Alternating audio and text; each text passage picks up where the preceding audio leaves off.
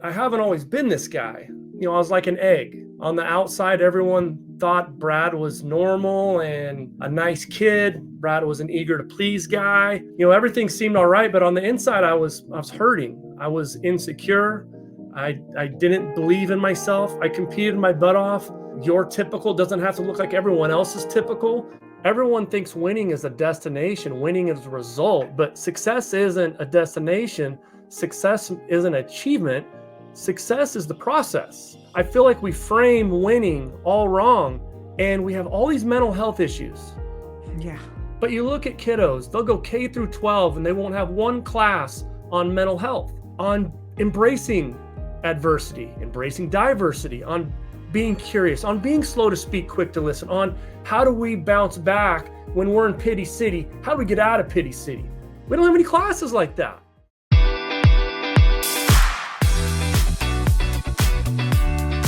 Welcome to the I Decide Darlings podcast. I'm Erin. And I'm Lisa. We are moms, wives, best friends, entrepreneurs, and authors of the book, I Decide, the happy little guide to living your best life. Pull up a chair, grab a glass of wine, and get ready to talk all things health, success, loss, money, family, and everything in between. These two besties won't leave anything off the table. So get ready to laugh, cry, hear the tips, tools, and stories to give you the success you crave, the life you adore, and the future you deserve. You are listening to the I Decide podcast. Hello and happy summer. This is the I Decide Darlings podcast, and I am here without my partner in crime. Erin Lopez is out of state today and with her beautiful daughter and doing very important mother-daughter things. And so I am flying solo and I'm so excited to be here. We welcome you to the I Decide Darlings podcast like we do every week. This is actually summertime when we are recording, and we're just thrilled to have our guest here today. So I will introduce you. And then Brad, we're just going to get to hear all about you. And we're just going to dig deep today. We're just going to get right into it if that's okay with you. I love it. I can't wait to soak up your vibe, sister. I love it. Okay, you guys, we have Brad Dalton. And I did not get sent over a formal bio, which I kind of like because I just got to dig in and we're going to talk about all the things he's done. And it's a lot. But he is a TEDx speaker, and I highly recommend that you check out his TEDx. Best-selling author, his book, The DNA of a Winner, 8 Steps to Building the Soul Print of a Winner. We're going to get deep into that one today. He empowers leaders to embrace the 10X months as the standard. So we don't know what that is yet. We're going to find out what that is.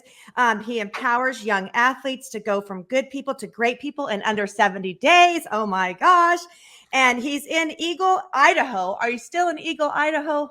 You betcha, sister. Okay. Well, I'm in the Midwest. I'm in Springfield, Missouri. But his TEDx is called Winning is Not What You Think. And there's just so much more, but we're just going to start there. And this is Brad Dalton. Welcome to the I Decide Darlings podcast, Brad. I'm so happy you're here. I'm so excited. We talked for like 5-10 minutes before this call, and then I was doing a little digging on you, trying to get some dirt. There is none. And I just love your energy. We're going to have an awesome time today. We are. And we already have something in common. Well, besides the fact that we have families we love, we also have golden doodles that we love. And those of you that follow my stuff know that I am a golden doodle fanatic.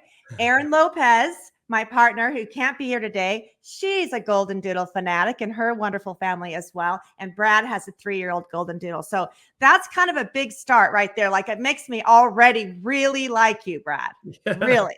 Huge. That's huge. So first, let's just tell our audience about you. Like, just start with telling us who you are as a person and as a human. Tell us a little bit about your background. Oh, wow. Well, that's a lot. Well, I would relationships are the true power grid in my life. So, whether that be with my family, my friends, Lisa, you and I'll have a good relationship when all's said and done here. You bet. People that I allow into my circle are really important to me. And It's always been that way. But in regards to what I do now, I mean, I'm an international keynote speaker. As you said, I'm a best-selling author. I was lucky enough to get on a TEDx stage. Mhm. I've had a lot of cool Wait, things. whoa, whoa, whoa, whoa, whoa. Yeah, That's not luck. Go ahead. well, it's That's not true. luck. We It's know that. true. Yeah. It's true. I got to quit saying that. You Yeah. are It's not spot luck. on there. You earned it. Um, but my journey, I haven't always been this guy. I was a low self-esteem guy, and I was like an egg. On the outside, everyone thought Brad was normal, and whatever that is, whatever normal is. Mhm. Brad was a nice kid. Brad was an eager to please guy. I was, everything seemed all right, but on the inside, I was hurting. I was insecure. I didn't believe in myself. I competed my butt off, and I was probably a perfectionist, not because of all the right reasons, but I was probably a perfectionist because I didn't want to let other people down. And that continued really for quite a while until maybe my late teens, early 20s. And then I had a couple really good people that I was fortunate enough to be around that believed in me, that bought into me, that had me thinking I can be an incredible beast myself. And things just started to take off from there. And I've had multiple setbacks along the way, but I've had incredible things that were perceived setbacks at the time. Like when my youngest was diagnosed as being on the autism spectrum at the time, that seemed pretty awful. But he's turned out to be the best thing that's maybe ever happened to me, and made me a great parent, a great friend, a great leader, a great coach. He's made everything better. Mm. So yeah, that's kind of the Cliff Note version. Today, my juice is adding value to others, Mhm. is creating great relationships, those kind of things. I love that. It always surprises me when I meet someone especially after this is our first time meeting Mhm. today, but after doing some homework and learning about you and looking at all the things that you've done, that you started out maybe so different as a Mhm. young man, Yeah. and I lived that same story myself, total introvert. Everyone I've spoken on stages with thousands of people and nobody believes me, but it's the absolute truth. I still have a need a lot of introvert time Yeah. at this point in my life. But when I meet someone like you, Brad, it's just hard. It's inspiring. It's hard to believe, but it's inspiring. But I've lived it, so I get it. And I love that those people, whoever they were, you can Mm. share them with us if you want to, Yeah. the people that changed you, that kind of fed into you to help you grow into the man that you are now. Like, did they come along when you were still young, at a teen, or what age was it? Really, honestly, it was when I was in college. Mm. When I had probably the first big outside of, your family and your parents. I had great parents and all that stuff. I played college baseball. I had a coach named Rick Bauman, and there's a story about me getting into college baseball.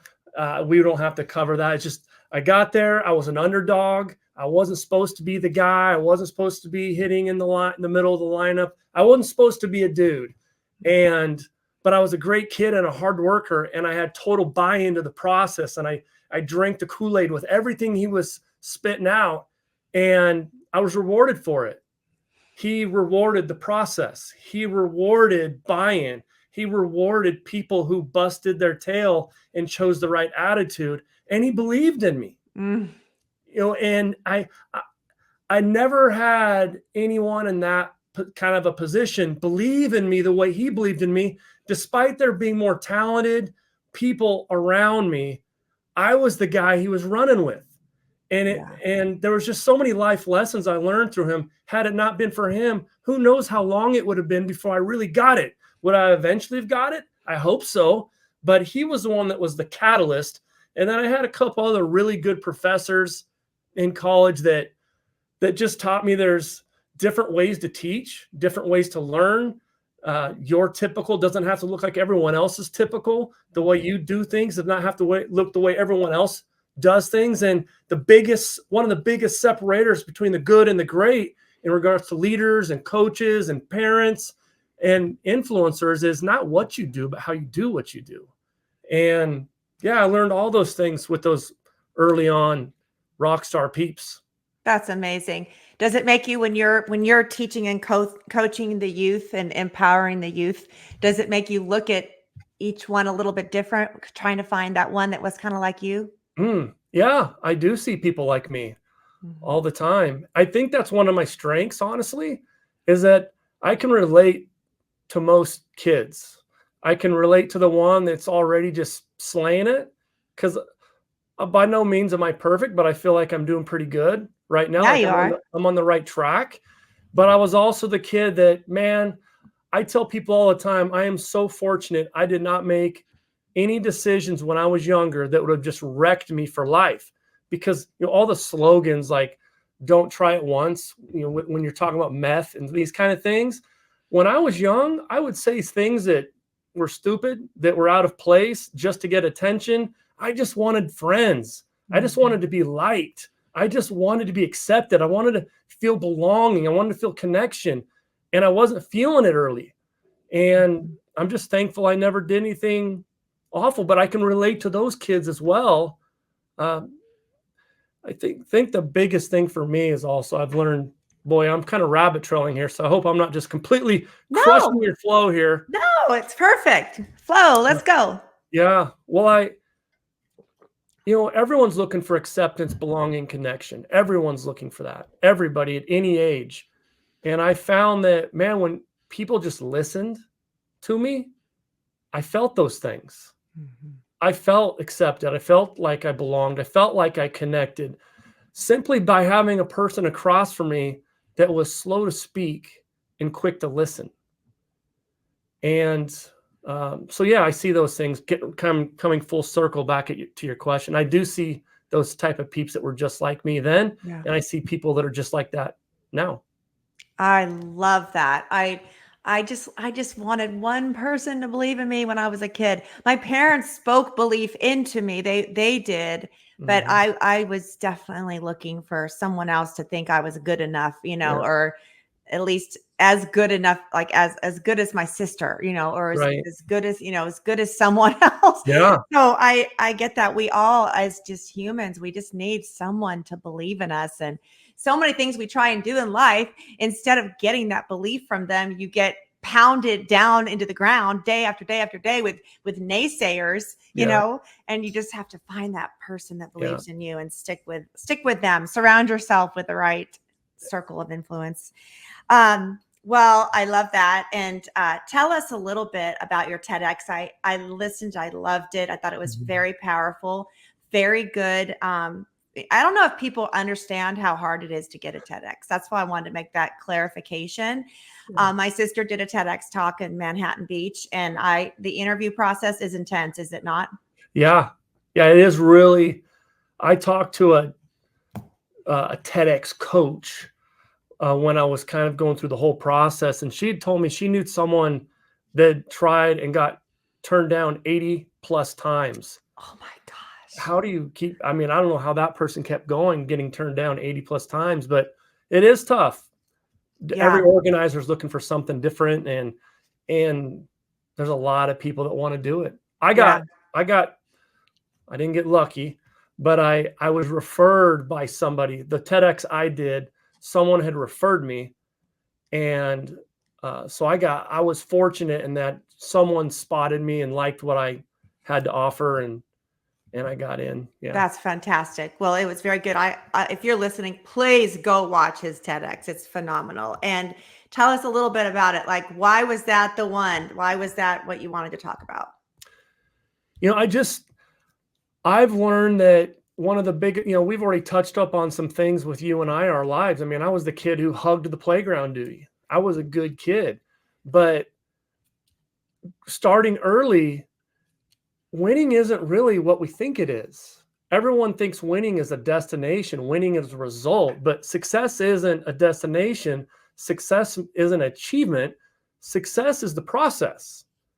Success is, I feel like we frame winning all wrong, and we have all these mental health issues. Yeah.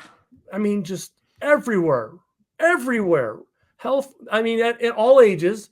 But you look at kiddos, they'll go K through 12 and they won't have one class on mental health, on embracing adversity, embracing diversity, on being curious, on being slow to speak, quick to listen, on how do we bounce back when we're in Pity City, how do we get out of Pity City? I mean, we don't have any classes like that. And so kids, everyone gets so excited when you kick the goal, or you get the 4.0, or you get the great SAT score, or you get a college scholarship. How about we reward the process? How about we encourage the behaviors that lead to our desired identities? How about we do that? I mean, I spell fun, W-I-N, just like most of us. I love to win, Cox Nation. I like to win. But how we frame winning, I'm not, like I said, I was a high school coach for 20 years, and I was in 14 state championship games in my time. So it's not that I don't love the perceived idea of winning, but you don't always enjoy what we traditionally look at as winning, even when you're winning. I mean, sometimes you stressed out so much in the journey, focusing on results, achievements, destination, certificates, these kind of things, that you didn't even enjoy the journey. You missed out on all the best stuff. The best stuff is the relationships you had along the way. The best stuff is the tough stuff. You had tough, and you busted your tail, and right when you thought you couldn't do it and you were being stretched, you still got it done. And you had someone next to you that was your chief encouragement officer the whole way. You had someone pointing out all the stuff in the nuggets and the juice that goes into getting to where it is you want to go. And the cool part about this is when we're encouraging best self behaviors that allow us to be better in the next 15 seconds than we were in the previous 15 seconds, behaviors that encourage our desired behaviors and identity. When we do that, that travels. Our best self travels. It goes from school to school. It goes from grade to grade. It goes from job to job, from interview to interview. It goes from relationship to relationship. It travels. But we're so busy. And so that's kind of a larger scale version of what my TED was about, and that winning isn't what you think. And I talk about my kiddo inside that.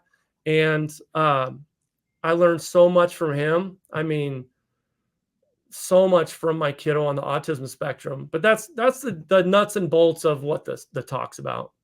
It's so good. Everyone go listen. Well, and I know we could probably do an entire podcast on having a son on the spectrum, and we can talk as much or as little as you want to about that. I have people in my life that are also blessed with children that are on the spectrum, and how it's changed their lives as well. The other thing about your podcast before we move on, and I love, first of all, I love the way that you are about your son. And I just think it's so beautiful. And I know it's hard, but it's so beautiful and incredible what we're taught in life. And we don't know it's coming. We don't know it's going to be us, but it ends up being us and what we're taught. One more thing about that TEDx. Will you tell the frog story? Because if you don't want to, we can make them go listen, but I'll tell you why I'm asking. I've been in sales. I've been a sales leader for so many years, and working with incredible people in a health and wellness sales team. And I feel very lucky to do it, but it's a tough climate right now. I'm not going to lie. It's a tough economic climate. It's tough in my industry. There's a lot of movement. It's just all kinds of BS going on. Let's just be honest. There's tons of BS. And, and if I could close their ears, and push them forward on a daily basis, that's what I would do. But it's so hard to do. But that's why your story was like a shot in my, I was like, oh, it's so good. Will you share that with us? Yeah, you bet. So, there's this hill, there's this mountain, that seemingly unbeatable mountain called Death Hill. And Death Hill, it's called Death Hill because, in this make-believe, it's the Frog Championships. The Frog Championships are held at Death Hill every year, and this is a big deal. I mean, it's never been done before. All these frogs have tried to climb this hill, and some have started and just quit. Some got dehydrated and quit. Some got going. Some passed out. Some got going and died. And one day there's this frog. And while everyone's talking about all these things on why you can't do it, how you can't do it, all these making up all these reasons why it can't be done, there's this frog that starts hopping and hopping and hopping and hopping, and he's going up the hill, and people are turning around. This guy, they're saying, "This guy's crazy. You can't do it. You're not strong enough. You're not good enough. You're not big enough. You're not enough." And yet this frog still makes it all the way to the top. Makes it all the way to the top. It conquers the unconquerable. Well, the frog starts to mosey his way down. And naturally, when we get to the bottom of the hill, everyone's like, got all these reporters down there. They got questions. They're asking him, how'd you do it? What was your secret? How did you, what did you do? What did you do differently than the next guy? And they're talking 100 miles an hour. And the frog has to put his hand up. And he says, "Could you please slow down?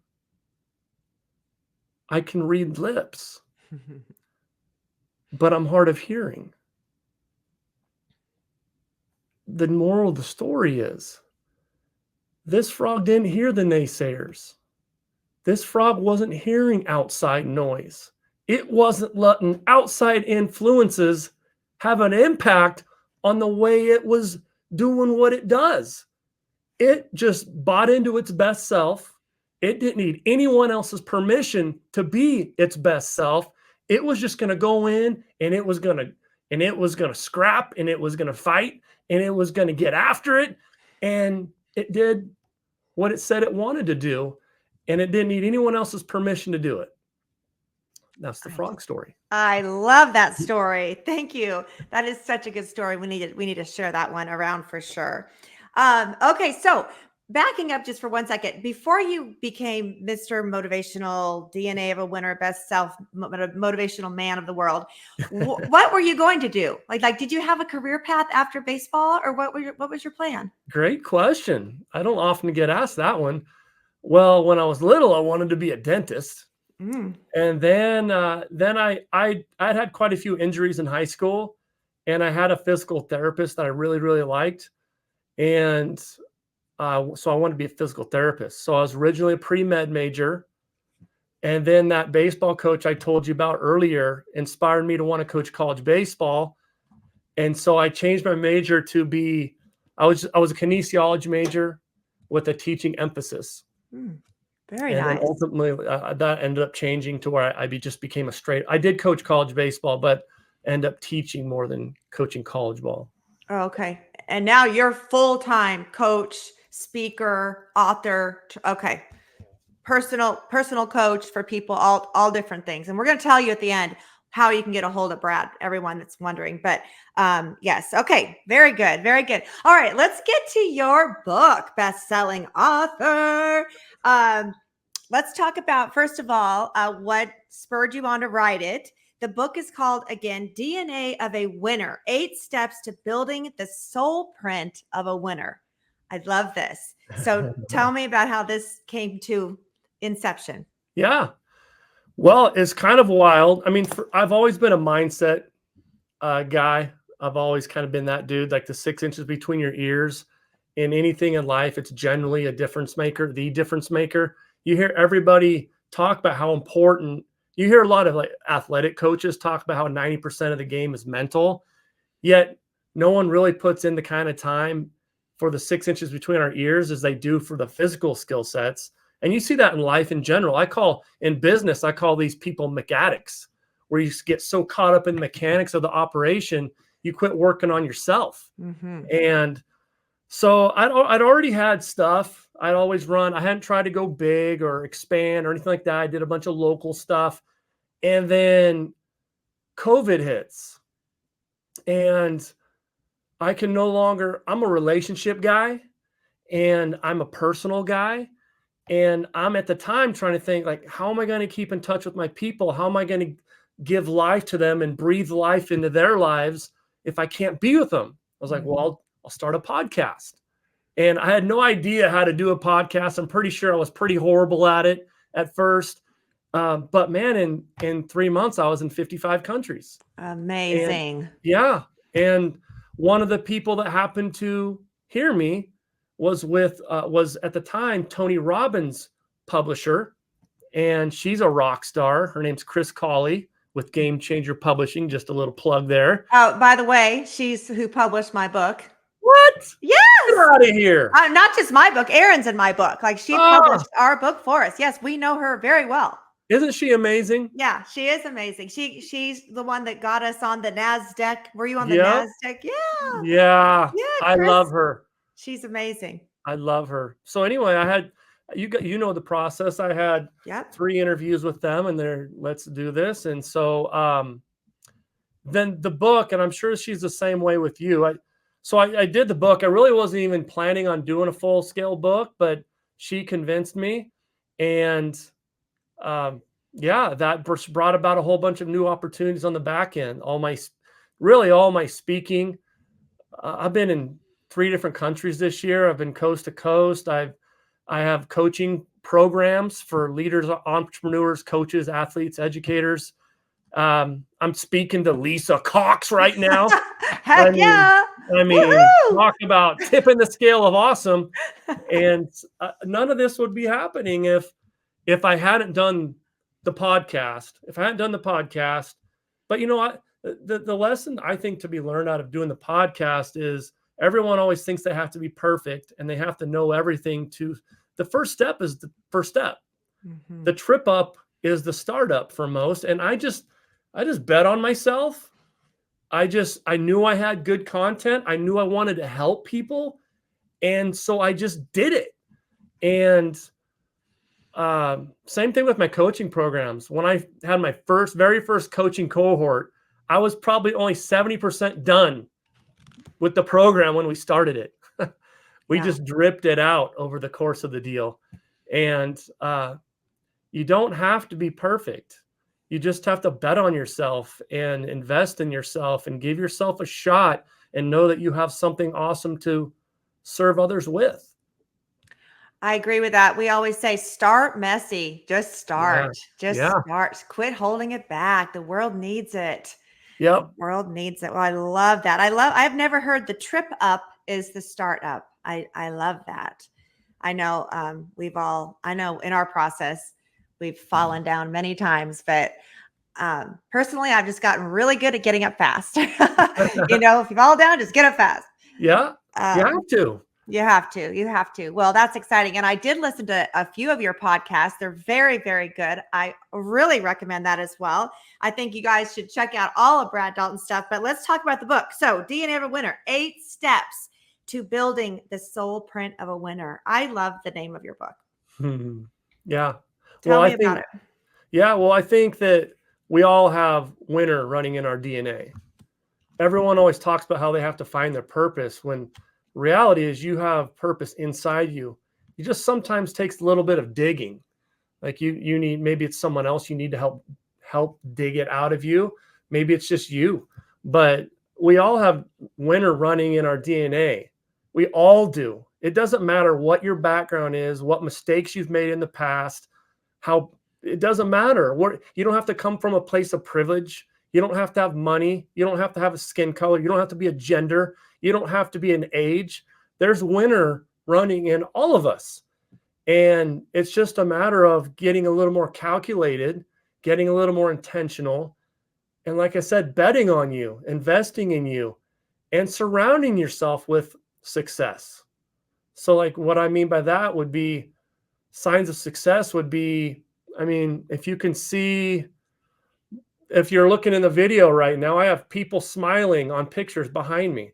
I have a shirt that says "Be kind" in sign language. Like I said, I'm hanging out with an awesome person like Lisa Cox. I have a great family. I have stuff on I have a thing behind my monitor that says courage. I listen to positive podcasts. How we surround ourselves really helps as well. But yeah, the shorter version is I believe we all have winner running in our DNA, and we can all start today. We don't have to wait. We don't need anyone's permission. Let's party today, sister. Let's get after today, Cox. Let's do it. And here's the thing. I don't think people are told that. That's why they need your book. They need the encouragement, because I come across so many people that say, no one's ever told me I have winner in me, or no one's ever told me that I could really do this, or I don't have the confidence because my family didn't have the confidence, and so some people listening who are self-help junkies, inspired by it, like I am and you are, and we'll have some listeners like that, but we also have a lot of people that never had that. And so I think it's so important. And sometimes people say, oh, the message is redundant that we have. No, it's not. We need the message. We need it over and over, because there's people coming out of school right now that have yet to be told that they have greatness within them. So I love your message. I think it's ideal and so important. Thank you, friend. What's next for Brad? Oh man. Well, that's kind of a tricky answer. And I'll tie in the same thing, the way I answer questions when it comes to my kiddo on the spectrum. When he was diagnosed, it's like we threw the playbook out. There was no playbook there, because and you go one step further, and we all have our own playbook, right? But as parents, we felt like we were getting a playbook down with our older kid. He was doing well in school. He was doing great with people. He was having fun. Life was good. But then when you have a kiddo on the spectrum, you just throw it all out, because, and I'm generalizing here, but it's a giant spectrum, and the bulk of them, they all learn differently. It doesn't make it bad. Everyone has their own typical, but like for him, people would ask, like, what do you see for him in a year? Well, we don't even know what a month from now is going to look like. Like even discipline. He's like that. I don't know how many of your listeners have seen the movie Incredibles, but in the movie Incredibles, there's this big monster with like 8 legs. And every time you tick it off, it learns your moves and exposes, and you can't do the same move the next time to attack this monster. That's kind of how it was with autism with our little man, in that even discipline, he would get wise to our act, and that doesn't even work 2 weeks from now. So it was a constant being flexible and really, truly, Lisa, learning to just dominate this day. Yeah. Dominate this day. And so like when people ask me what's next, well, what I'm looking to do, one, is just dominate today. Like right now I'm with you, Lisa, and nothing's more important to me right now than being with you. And love it. This year, to finish out this year, I'm just looking to grow on what I've already got and continue to just learn. I mean, I've got a stack of 5 books next to my bed. I listen to podcasts. I'm constantly 12 months out of the year investing in myself with other people, with other programs. And I'm just looking to be better. No set achievement or destination or what that is. I'm just going to crush it, whatever's in front of me, and reap the benefits of that, whatever that is. That's the best answer ever. I love dominate today. I do feel like we can just look so far at tomorrow and not even enjoy the moment that we're in.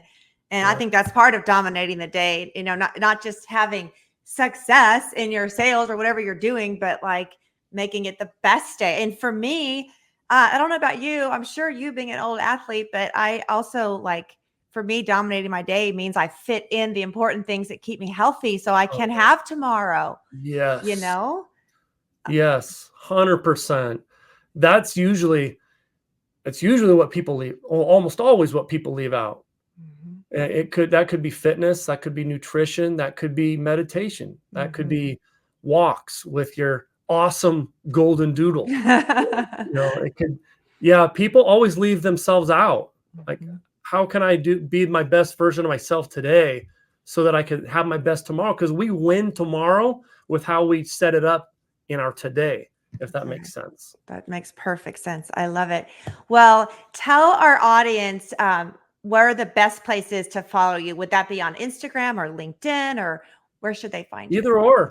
Yeah, I'm pretty active on both of those. So on LinkedIn, you can just look up Brad Dalton. If you want to go on Instagram, it's under best_self-you. best_self-you. If you, if you want to email me directly, brad@braddaltongroup.com. I'm good with any of that. Okay. Even if it's just a 15-minute conversation, even if you want to spend the 15 minutes talking about Lisa, I'd also be cool with that. You're funny, and I love it. I love it. Well, I just can't thank you enough. This has been a great afternoon. I've really enjoyed talking to you and learning more about the things that you've done and what you're doing for the world, the things that you're bringing out that we need to hear. We need to have it in our brain. We need that belief. I just love every little bit of your story, and every little bit's a big bit to me. And we thank you so much for being here and for sharing about your son. Again, that could be a whole nother hour that we could talk, teach other parents how to handle all that you've gone through so far with your son, and from start to now. And so maybe we'll do that too one day, Brad. Sure. But thank you for being here. I'm so glad. And I hope that you'll come back again and talk to us again when we have Erin Lopez with me. She's missing out, and I know she feels that. But thank you. You bet. Thanks for having me in. We love it. Well, this has been the I Decide Darlings podcast. I hope if you enjoyed this, you'll share it with a friend that needs to hear Brad's message. And then please like and subscribe and follow and all the good things. And we'll just see you next time on the I Decide Darlings podcast. Thank you. Bye-bye.